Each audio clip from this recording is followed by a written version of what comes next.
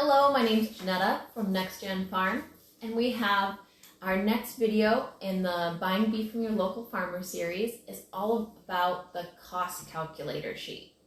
So if you want to have this guidebook page to follow along together, you can get that for free at our website at nextgenfarm.com, or you can follow along in the video series and hopefully we will answer all of your questions.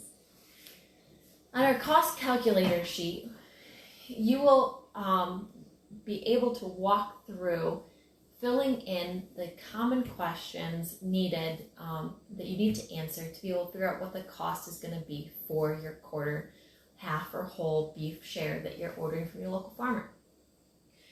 So typically what will happen is your farmer will give you a price per hanging weight. And that hanging weight, we went over what that means in the first video. So that how much the hanging weight, your farmer should be able to give you an approximate amount for what your typical hanging weight would be for the amount that you're looking for. I'm talking a lot in this series about quarters because quarters is what the typical amount of beef that people order from their farmer, especially when they're first getting into ordering directly from the farmer. So in this example of buying a quarter from your local farmer, and typical quarter size would be about 150 pounds. So on this cost calculator, you can fill in 150 pounds for a quarter beef as the hanging weight of that quarter. Then the farmer will give you a price per pound for that quarter as decided by the hanging weight. So you'll multiply that out to find out how much money would get paid directly to the farmer for that quarter. Quite often what will happen is you will pay the processor or the butcher separate from the farmer.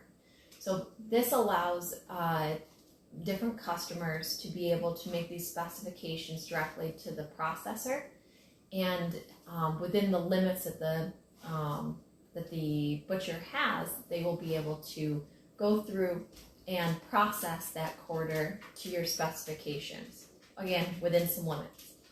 So with the quarter beef example of 150 pounds, your processor, determining that cost for the processor or butcher, would then be a price per pound hanging weight that would go to the processor. So in this example on the cost calculator sheet that we have given is $1.15 for processing costs. These costs have a very wide range with your butcher and processor costs, depending on where in the country you live, depending on how many butchers there are in your area, and so the competition that they have, and some of the packaging that you would select would also affect the cost per pound processing cost.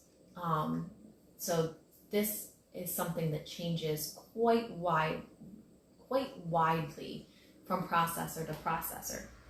And you can talk to your farmer about this, and they may have you talk to the butcher directly, or they may have answers to these questions to be able to give you from working with them. So what we recommend is that you take this cost calculator sheet from our website at nextgenfarm.com and print off a couple of them, and that way when you're talking to farmer A or farmer B or farmer C, however many different farmers you're talking to get the information, finding out availability and information, that you are able to fill it in and compare from what one farmer to another would do.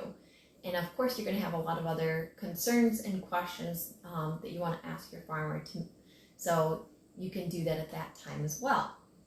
So with the cost calculator, we also included a second cost calculator sheet because we do this with our customers. Because we send animals to butcher every other month, and we are selling beef by the quarter, half, whole, and by retail cuts throughout the year and processing throughout the year, we have found that a flat order pricing is a lot simpler and easier for us.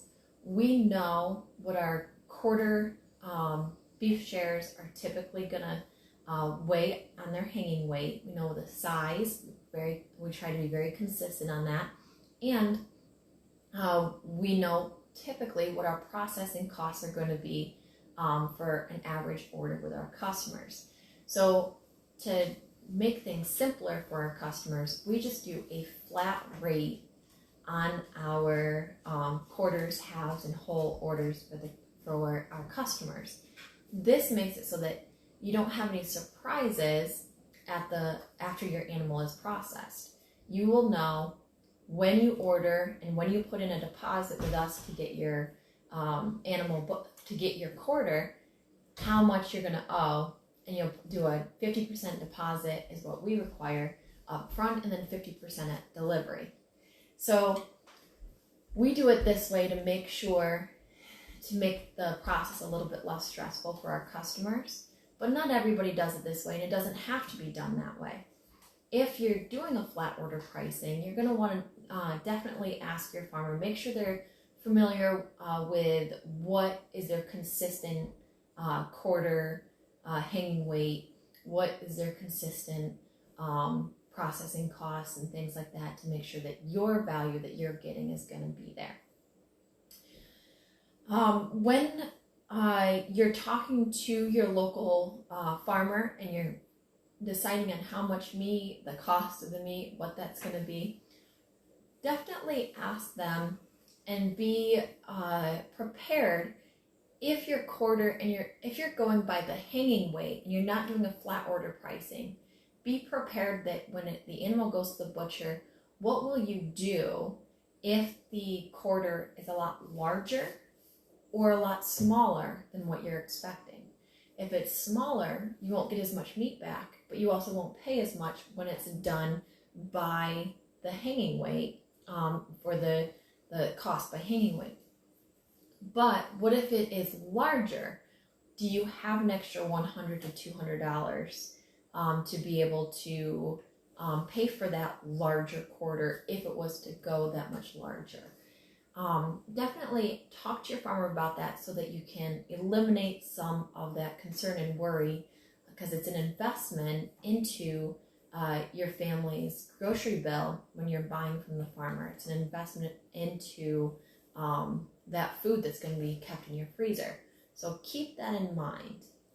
When you're doing your flat order pricing, you want to make sure that you have a trustworthy farmer that you're working with, and that they're not going to have a very small quarter that you're going to receive and be paying more than what you would be expecting to pay for a smaller amount of meat than what you were expecting to pay. So make sure that you discuss that, and hopefully that cost calculator will work well so that you can compare from one farmer to another and be able to make the best decision for your family. In the next video, I'm going to go over the different types of cattle farms.